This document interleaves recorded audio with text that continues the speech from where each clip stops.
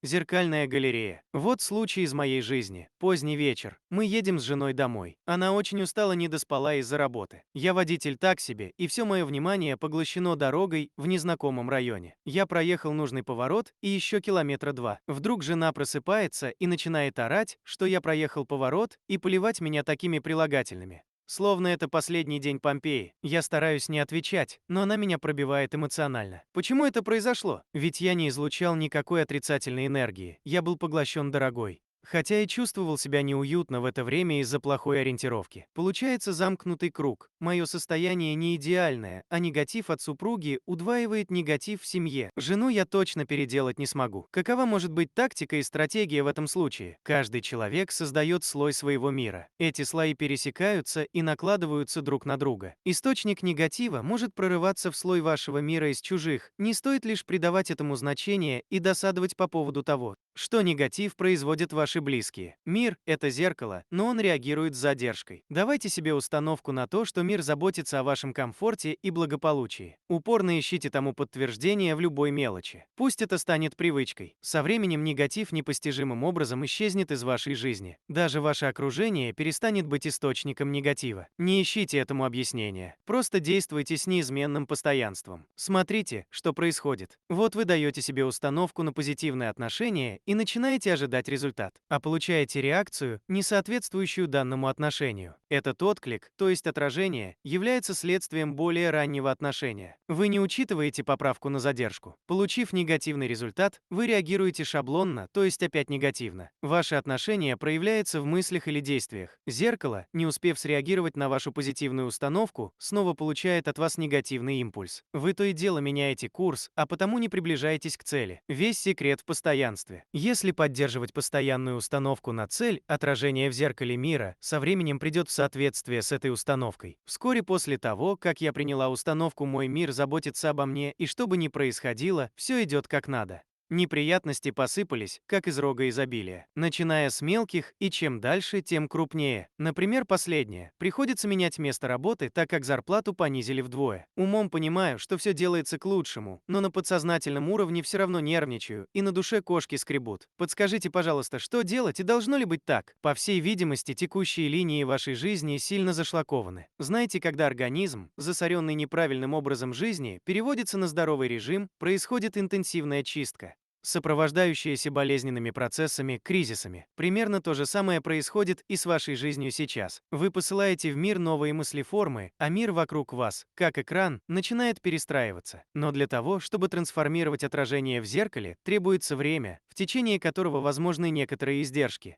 Как в вашем случае, не поддавайтесь панике и не впадайте в уныние. Сейчас вам нужно даже не то, чтобы набраться терпения, а просто ликовать и радоваться изменениям, происходящим в вашей жизни. Похоже, мир с таким усердием занялся заботой о вас, что творится нечто подобное капитальному ремонту, при котором, как известно, приходится что-то ломать. Главное не воспринимать эти изменения как негативные. Если вы будете неуклонно следовать принципу координации намерения, вскоре вам предстоит убедиться, что те события, которые казались вам неблагоприятными, на самом деле таковыми не являлись, а напротив работали в вашу пользу. Успех зависит от того, насколько охотно разум принимает такой невероятный для него факт, что человек своими мыслями способен создавать слой своего мира. Я хотел бы только предостеречь вас от двух крайностей. Одна крайность — впасть в эйфорию. Вы должны отдавать себе отчет, что от ошибок и неудач никто не застрахован. Не рассчитывайте, что все всегда будет идти гладко. Оставьте место для поражений. Позвольте ошибкам и неудачам иногда случаться, не боритесь с ними. С другой стороны, что бы ни происходило, в вашей власти объявить неудачу своим успехом. Ведь раз вы решили, что мир заботится о вас, ваш разум может и не знать, что для него действительно хорошо. Ваш мир лучше знает. Вы — хозяйка своей реальности. Вот и объявите своей властью, что кажущаяся неудача в действительности работает на ваш успех. Другая крайность — считать позитивный настрой своей обязанностью, принуждать себя всегда быть довольной. Позитивный настрой должен быть следствием вашего убеждения в том, что это вам выгодно. Вам нужно просто осознавать, что ваши отношения формируют отражение в зеркале вашего мира. Но не следует это считать своей обязанностью. Ведь вы — свободная королева своего мира,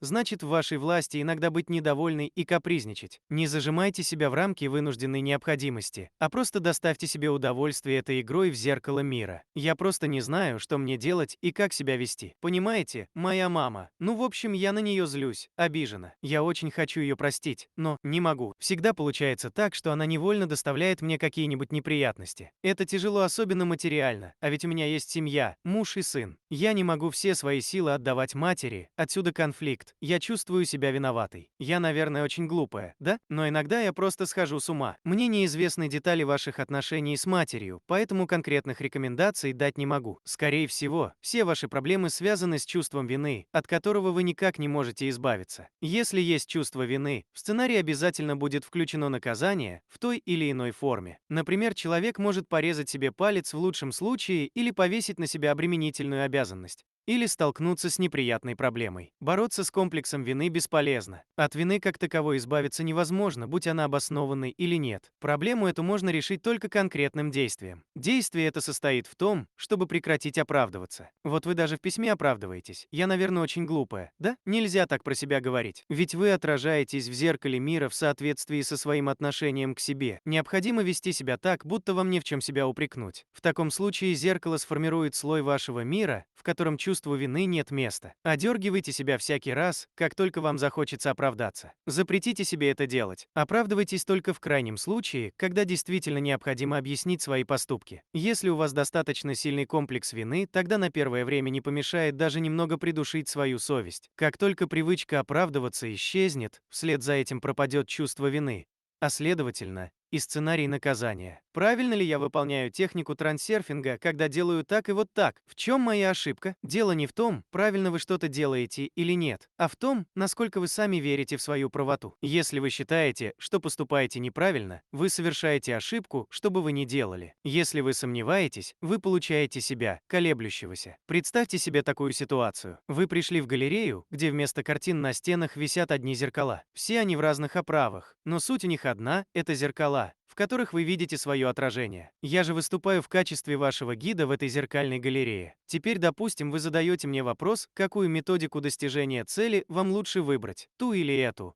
А может быть, например, заняться своей кармой? Это означает, что вы спрашиваете меня, в какой зал галереи мне лучше пройти? Мой ответ – в любой, куда устремлены ваша душа и разум. А как правильно следовать выбранной методике? Зададите вы очередной вопрос. Это означает, что вы интересуетесь, как вам следует стоять перед зеркалом, чтобы отражаться в нем. Как бы вы ни стояли перед зеркалом, вы в нем отражаетесь, можете не сомневаться. Вам остается всего лишь выбрать выражение лица, которое вы хотите увидеть в отражении. Это вам решать. Если хотите увидеть в отражении веселое лицо, не спрашивайте, как вам следует улыбаться. Просто улыбайтесь, и все. Если хотите увидеть в зеркале мрачную физиономию, просто сделайте это, ведь вы знаете как. К чему такие вопросы? Вот в этом заключается суть трансерфинга. Вы сами формируете отражение в зеркале мира. Определите, обозначьте свое намерение как выражение лица и доставьте себе удовольствие наблюдением за тем, как при этом меняется отражение. Возьмите свое право быть правым. Просто скажите себе, мне лучше знать, какое зеркало выбрать и как перед ним стоять. Именно так поступит ребенок, оказавшись в зеркальной галерее. Взрослые забыли, что когда-то они знали, как себя вести. Понимаете, о чем я говорю? Нужно относиться к любым техникам легко, то есть следовать им, оставляя достаточную степень свободы для своей трактовки и импровизации. Интересуясь моим мнением о методологии ваших действий, вы просите у меня совета. Следует ли вам гримасничать перед зеркалом таким-то и таким-то образом? Ну, а я-то здесь при чем? Вы опять стоите перед зеркалом и спрашиваете меня, правильно ли зеркало отражает мой образ? Зеркало, подобно Солярису Станислава Лема, всего лишь повторяет ваши мысли. Если вы переживаете свои проблемы, переживайте, и они будут с вами до тех пор, пока вы с ними. Пока вы возитесь с проблемами, вы просто возитесь с ними, и не более того. Не проще ли плюнуть на то, от чего вы хотите избавиться, и думать о том, чего вы хотите достичь? Если вы взяли курс на Антарктиду, вы там будете, независимо от того, где находитесь, в Африке, Америке или Азии. Главное – выбрать цель и держать постоянный курс на эту цель. Вот и все, что действительно необходимо.